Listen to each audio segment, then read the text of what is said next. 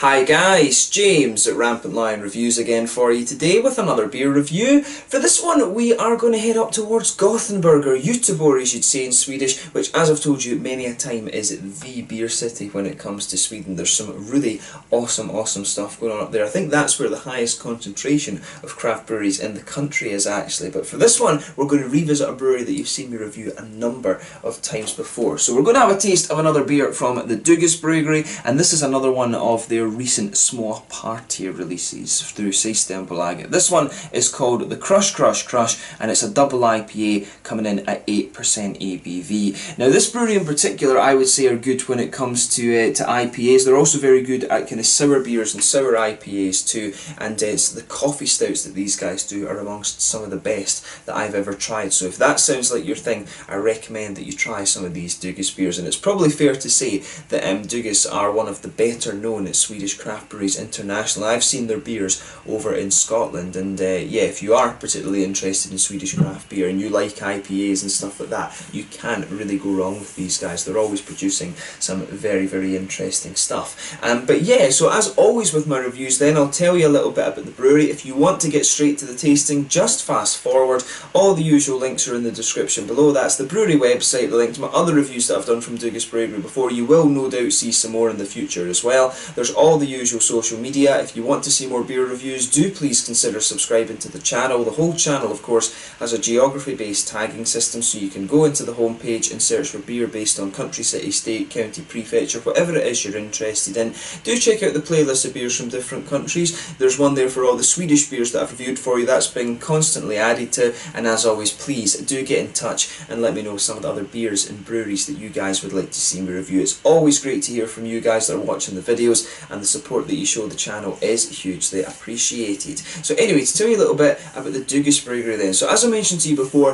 the Dugges Bryggeri are based in Landvetter, which is on the outskirts of Gothenburg in Sweden on the west coast. And Landvetter, if I'm remembering correctly, is where the main Gothenburg airport is. But this brewery was established back in 2005 in Mölndal, which is a little bit to the southeast of the city, and it was established by Mikael Engström Dugge, who of course the brewery is named after. And since 2010 they focus solely on the brewing of top fermented beers, and due to the kind of Swedish craft beer boom that there's been, they very soon outgrew their original brewery and they moved to Landvetter, where they've been ever since. But their older brewery had a capacity of around 1500 hectolitres of beer per year. The new brewery that they moved into has originally had a capacity of around 8000 hectolitres per year, but they've upped it since, and like I say, these guys are exporting a good bit of beer as well. And I think, you know, the likes of Omnipoyo and things like that are brewing a number of their stouts and things like that at the Dugges Bryggeri as well. This brewery, as I mentioned earlier on, are particularly good when it comes to stouts. Coffee stouts I think they're amazing at. They've got some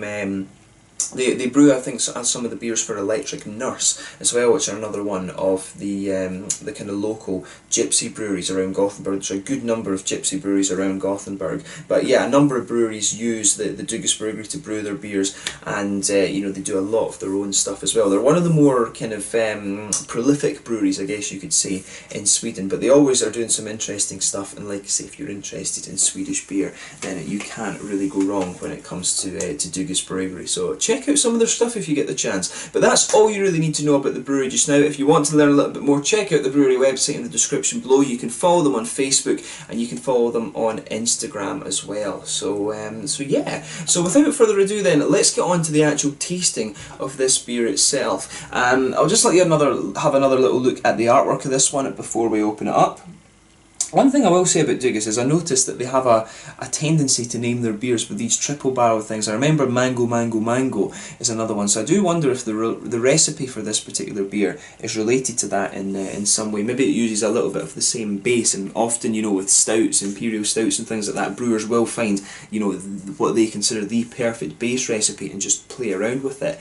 But on the side here it says, "Crush is our ever-changing concept, idea and journey towards the perfect double IPA. In a world where our idea of the perfect double IPA is ever-changing, this is Crush, hops everywhere, lush." So yeah, nicely presented beer this one. 8% ABV, 330ml bottle. Doesn't say what hops in it, so maybe we can play a little bit of a kind of guess the hop game, but best before the 4th of October 2019. And by the looks of it, this one is, when you can see the bottle, it is hazy. By the looks of it, this one is going to be a New England style IPA rather than a West Coast one. But without further ado, let's get it out and we'll get on with the tasting. Yes, nice little bit of a smoky opening there. And I tell you something, you can smell some of these lovely juicy fruits coming out of this one. Ooh, nice little bit of a sort of mangoey lime kind of thing. Almost a little touch of lime coming out of this beer, I think, when you open it up.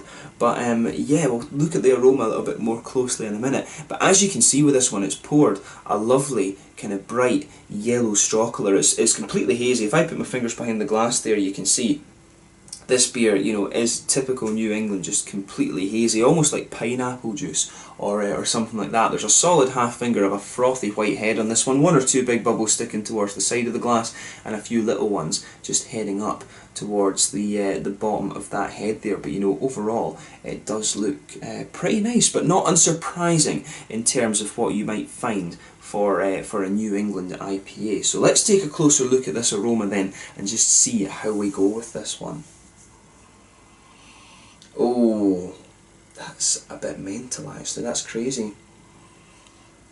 So yeah, for me, this beer straight up, it's tropical fruit all the way in this one. Yeah, mangoes, papayas, a little bit of passion fruit in there maybe, but mainly mangoes and papayas. I don't know if there's a little touch of pineapple in there.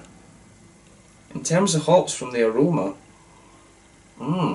that's really interesting actually. I have no idea what hops they have in this one. There could, I mean, if it's mango, the obvious one to think about Citra, and if it's passion fruit, then it could be Simcoe. But then again, if there's a bit of pineapple in there, maybe it's a little bit of a Galaxy. And of course, it could be some of the New Zealand hops, and of course, there's so many New Zealand hops that are all tropical and fruity and juicy. But I don't think, just going by the way the aromas are coming across, I don't think there's New Zealand hops in this one. Yeah, it could be, you know, I'm trying to think about Ella and Victoria's Secret and some of these other kind of hops as well, but the fruity notes in that beer are very interesting. In terms of the malt base and stuff though, you can smell definitely a sort of pale malt base to this one. I think there's a little touch of an oaty note to this beer. You can smell, I think there's a little touch of a wheaty malt thing in there. It's got definitely pale malt, a little bit of white bready quality. You can pick up a little bit of the kind of oaty creaminess to this beer as well. Maybe a little bit of biscuit sweetness. That pretty much covers the malty side of things. On the floral grassy side of the hops, to me, there's a little touch of floral note in this one, but yeah, a little touch of floral to it, but mainly grassy, I would say. I would stick with that kind of notice for that sort of analogy with this beer. But yeah, hoppy side of things, mangoes, papayas. I think, you know, definitely mangoes, papayas. There's a little bit of I think there's a little touch of passion fruit to this one, but that's minimal. Mainly it's the mango and sort of papaya. I think maybe a little bit of pineapple in there. I don't know. I'm picking up that there's maybe a little bit of orange. The other thing, there could be a little tiny bit of mosaic in this beer as well. There could just be a little bit of that. There is a little touch of that tangerine orange. When you take the aroma of the beer in a little bit more deeply, for me there's just a little bit of an orange note. There's something in my brain that's saying, oh, maybe there's a little touch of mosaic in there. Just checking the ingredients of this one, yeah, and it says, oh yeah, oat malts. There's rice in this one as well, which I'll be guessing they'll use that just to give the body a little bit more kind of crispness and things. Of course, that's a popular thing that they do in Asia to make the beer a little bit kind of, it gives it just a little bit more of a kind of refreshing thing. I always find that the rice beers make the malt base just feel a little touch more oily, which is always interesting. So interesting to see that they've used that in in this one. And I think they did in the last one that I did as well, the fresh. There was someone commented on that video and was saying they used a little bit of rice in the malt base. But yeah, this one, you can smell a little bit of that kind of almost pilsnery malt kind of thing in the malt base as well. I'm sure I said that the other one smelled that it had a little bit of pilsner in it. And now that I think about that and you look for it, it does have a little bit of that almost crisp note to it. But yeah, very, very curious to see how this one turns out. I've not really been able to pinpoint what I think the hops might be in this, but tropical fruits, mangoes, papayas, a little bit of pineapple I think as well, some passion fruits, maybe a little bit of a kind of tangerine orange, and I wouldn't be surprised if there's something in my brain that's telling me there's maybe a little touch of lime or something like that to this one. But yeah, without further ado then, let's have a taste of this beer. So this one is the Crush Crush Crush, a double IPA from Dugas Bryggeri, released I believe maybe on the 19th of November 2018 through the Systembolaget Small Party. Let's get stuck into this beer then. Slange, skål.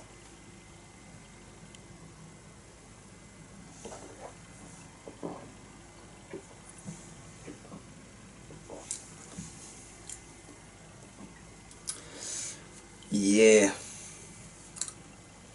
that's a really damn good beer. It's interesting that, because from what I remember of the Dugas IPAs, I've had the Fresh a couple of videos ago and now I've had this one. It's these ones are really quite different from what I remember the other IPAs that I've had from this brewery being. It's like they've just taken a new approach to it with these kind of, with a little bit of that rice malt in there. This is a lovely, lovely beer, this one.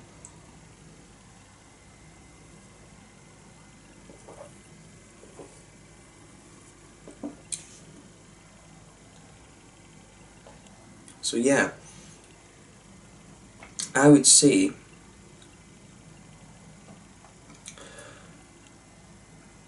with this beer, the malt base is really interesting how this opens up. So it's very smooth actually, but you can feel the middle of your palate's just blanketed with this pale malty quality. On top of that, you can feel a little bit of the kind of creamy oaty notes there, and that flavour comes out more and more the further into the aftertaste you go. You can feel there's a little bit of an almost oily character to this one, and that's the sort of ricey flavours coming out of this beer. It just has a little bit of that sort of pilsnery Asian lager sort of note to it, this beer, in the malt base as well, and that's a very interesting addition. And when you go down the very centre line of your palate, there's definitely a little bit of a kind of biscuity sweetness to this one too, which is really nice. I like how everything is kind of piecing together in this beer. I like what it's doing, and that it's a really interesting concept to add rice to an IPA. As I say, Dugas are the first one that I've come across that do this, so it's really kind of interesting in that sense, I have to say.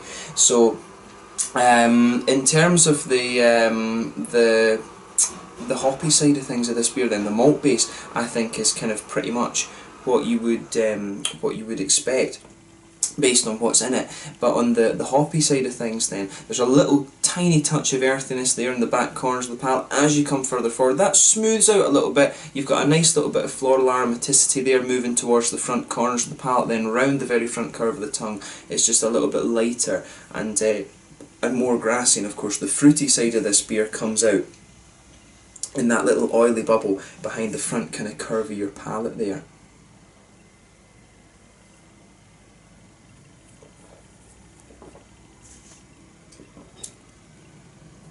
And yeah, with this beer, I'm curious about that. There's definitely, I think there's a little bit of, there is a little touch of passion fruit in this one for me. That oily bubble where the fruity esters come out, there's a little touch of passion fruit in there for me. Mangoes on top of that mainly. It's mainly mangoes and that, with that little touch of passion fruit in there. I wonder if there's a little tiny bit of an orange. When you move towards the front of the tongue, but to me there's almost a little tiny bit of a I would say there's just a little bit of a slightly tangerine note. I wonder if it's Galaxy that's in this, just from the way it comes out, because when you go further into the aftertaste of this beer, you start to get a little bit of more of the kind of pineapple-y notes coming out of it. There's a sort of papaya type note to this beer as well, and that again is something that comes out the further into the aftertaste with this one that you go.